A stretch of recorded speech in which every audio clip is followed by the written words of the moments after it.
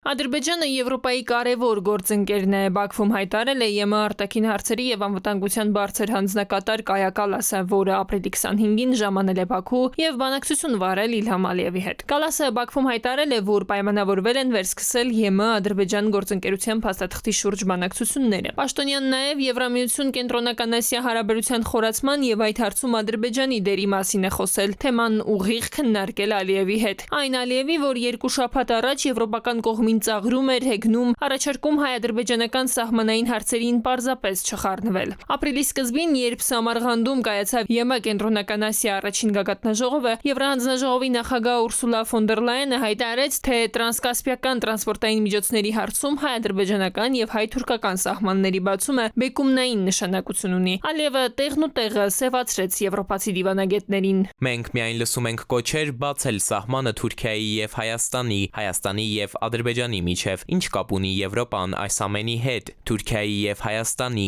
Ադրբեջանի եւ Հայաստանի հարաբերությունները նրանց գործը չեն, որքան հեռու լինի Եվրոպական միությունը այս հարցերից, այնքան ավելի լավ բոլորի համար։ Ֆոն դեր Լայենի հայտարարությունը Ալիևին հունից հանել էր մասնավորապես այն պատճառով, որ Վրաստանը, այսպես ասենք, Եվրամիության թեթև ձեռքով կարող էր քննարկումներից դուրս մնալ ու այդ դեպքում Ադրբեջան-Եվրամիություն էներգետիկ կապը կարող էր անցնել Հայաստանով, մի տարբերակ, որ ձեռնտու չէ Ալիևին։ Իրանք ոնց որ ավելի ակնարկում են, որ շահագրգռված կզեն, որ Հայաստանի տարածքով է ծաղկած։ Ուրա բնական է, որ Ադրբեջանի բացական արձագանքը առաջացել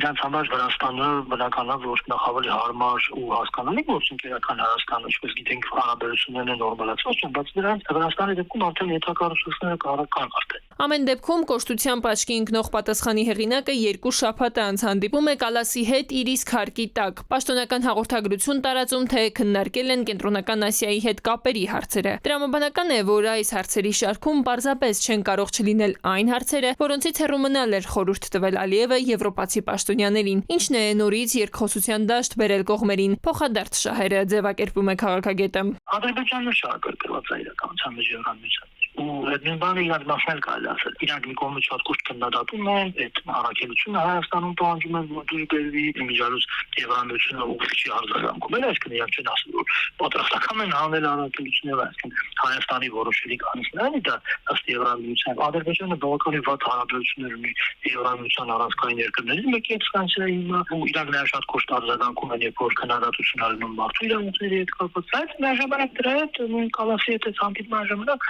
Ալիևը բավականին երկար խոսել է, որ իրանք հուսալի վստահելի գործընկեր են։ Իդեպ Կալասը Բաքվում հայտարարել է, որ ԵՄ-ն կշարունակի ջանք գործադրել ռեգիոնում խաղաղության գործընթացին աջակցելու համար։ Բայց այցի մասին պաշտոնական հաղորդագրություններում Եվրամիության դիտորդական առաքելության մասին տող չկա։ Ալիևը առիթը չի օգտագործել դիտորդներին հեռացնելու պահանջ բարձրաձայնել։ Հիշենք նաև Գերմանիայի նախագահն էլ Բաքու կատարած այցի ընթացքում ասել էր, թե խաղաղության պայմանագրի ստորագրման ադրբեջանական նախապայմաններն իրագործելի են։ Եվրամիության բարձր հանձնակատարն էլ նույն կարծիքն ունի։ Բաքվում համենայն դեպս դեռ նման միտք չի բարձրաձայնել։ Նրան հաջորդ շաբաթ Երևանում են սպասում։ Տիգրան Գուրգենյան, ժամը լրատվական։